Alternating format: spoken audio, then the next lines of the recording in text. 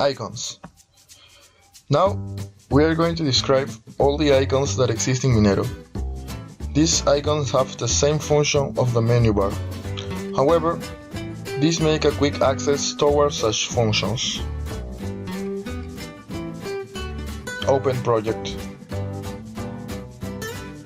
save project, import objects, export objects, load DB object, save DB object,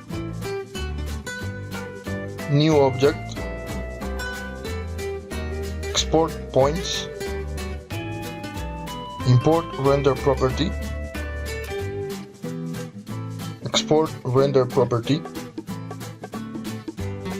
reblock, and creek. Add creek area model, grade tonnage, mine poly grade tonnage, compute road, compute blocks in polygon, compute variable, contour block, slope projection, toe and crest, offset settings, cut and fill, trim for cut, trim for fill, trim for clip, fill, add road to topo, create road, Road settings. compute value, optimal pitch, triangulate, contour triangles, halt road profiler, mining polygon design. Go to location, go to scene, show height table view, show height object window, show height log window, show height setting window, help content,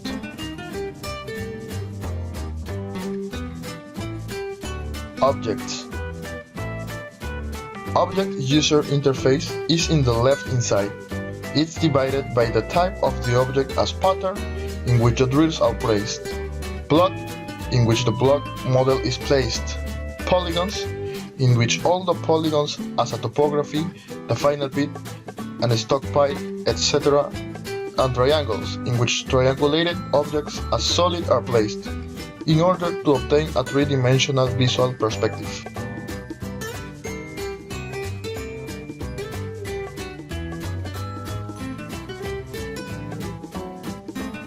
We can also get different views, changing the rotation along X, Y, and Z axis.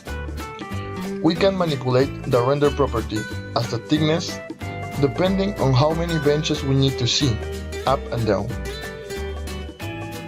We can also modify the color, including the transparency, the shape, a different pattern, and make some annotations. Table view. Table view is in the right inside. Table view contains two tabs. The first one is info. Info is at the top of a table view UI. User can get the number of polygons, the bench height, and mid bench, which is what is used to generate, for example, a pit in case of a polygon object. In comment, we can locate exactly where this object is stored. And we can add more comments that we believe relevant to understand for different users that will use this project. Right behind comments, variable UI will display. All variables that exist in that object will be listed and will be organized in numerical or categorical variables.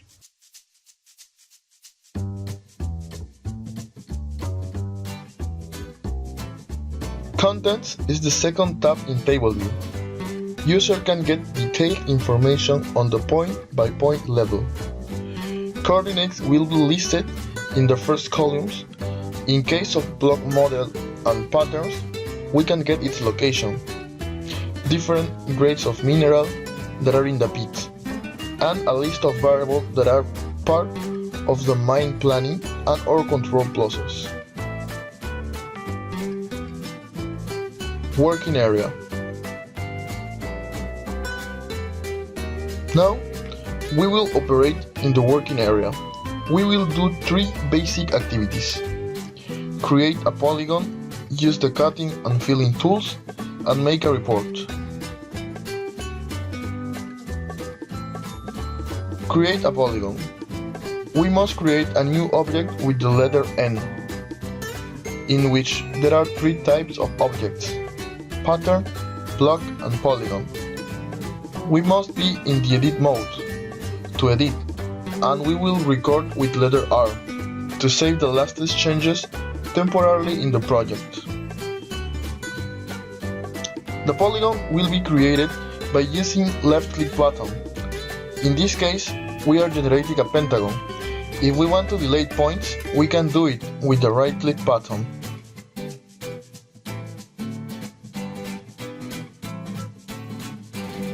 Cut and fill tools. Then we will modify the pit design using the topography. We will use the cut and fill tools. There are 3 types of operation in cut and fill tools: knot, subtraction, end, intersection, and or union. We will use subtraction to get the ultimate pit. We will use intersection to get the extraction shapes. The extraction shapes will determine the mine area. We will use union to get the ultimate pit with the stockpile. These would be the 3 objects that we will enter: the stockpile, the final pit, the topography. And this picture includes the topography, the ultimate pit, and the stockpile.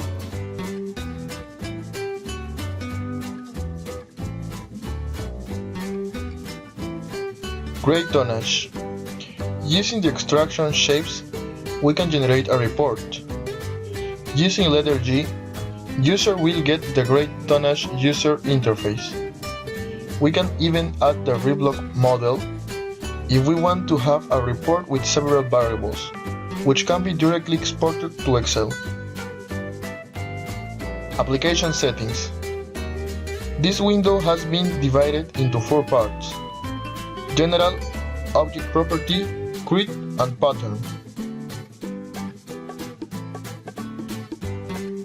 In General tab, we can customize the following parameters: cursor size, to define external cursor radius; inner cursor size, to define internal cursor radius; bench height, to define bench height in the project; cursor color, to define cursor color; background color, to define background color; show grid, to on and off grid; use shader, to on and off shader; precision, to define number of decimal; history to keep, to define how many steps user can go back and go forward; minimum polygon area, to remove polygons that are below a specific polygon area dimension while performing cut and fill activities; allow donut hole, to be able to make operation with donut type of polygons; smallest mining unit, to define minimum mining unit and used in applications such as mine polygon creation; project origin, to define the original mid-bench elevation.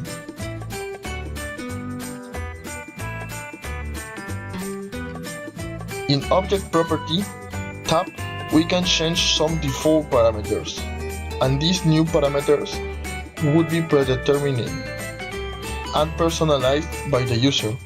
The following parameters can be modified. Render property, including the thickness up and down, the color, pattern, and annotation. Variable settings, as numerical and categorical variables.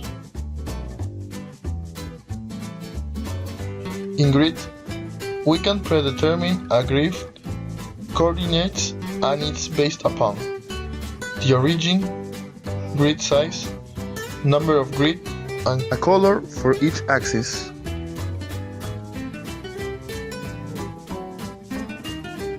in pattern tab, we observe that this square black symbol appears by default. We can predetermine one of the listed symbols of the patterns, block and polygons. Also, we can create a new pattern and save it in the project and use as predetermined pattern in patterns, blocks, and polygons. Log window. Computer render characteristics and other will be displayed under log window. Also, valuable information such as volume cut and volume fill must be demonstrated when performed at row to top application.